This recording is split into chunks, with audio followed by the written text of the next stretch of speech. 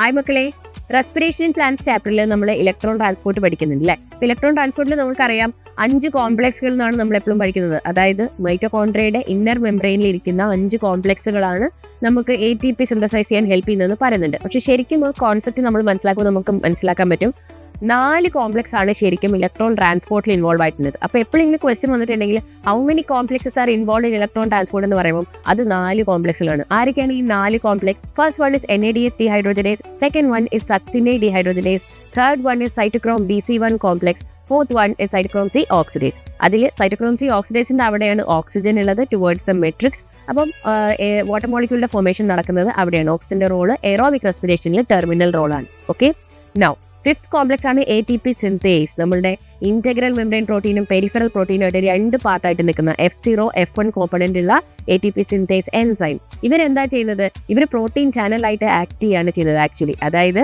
ഈ H+ signs എല്ലാം കൂടെ ഇന്റർമെംബ്രെയിൻ സ്പേസിൽ പോയിട്ട് പ്രോട്ടോൺ ഗ്രേഡിയന്റ് ക്രിയേറ്റ് ചെയ്യുമ്പോൾ അതിനെ ഇങ്ങോട്ടേക്ക് കൊണ്ടുവരാനുള്ള ഒരു പമ്പായിട്ടാണ് ഇത് ആക്ട് ചെയ്യുന്നത് അല്ലേ, ഒരു ചാനലായിട്ട്.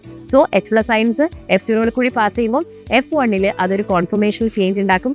അങ്ങനെ ATP സിന്തസിസ് നടക്കും. സോ കോംപ്ലക്സ് 5 എന്ന് പറയുന്നത് ATP സിന്തേസ് എൻസൈം ആണ്. ഇലക്ട്രോണിനെ ട്രാൻസ്പോർട്ട് ചെയ്ത് ഈ പ്രോട്ടോൺ ഗ്രേഡിയന്റ് ഉണ്ടാക്കുന്നത് കോംപ്ലക്സ് 4 വരെയുള്ള കോംപ്ലക്സുകളാണ്. അപ്പം ഈ കോൺസെപ്റ്റ് ഒന്ന് ക്ലിയർ ആയിട്ട് മനസ്സിലാക്കുക, എന്നിട്ട് നിങ്ങൾ പഠിക്കുക.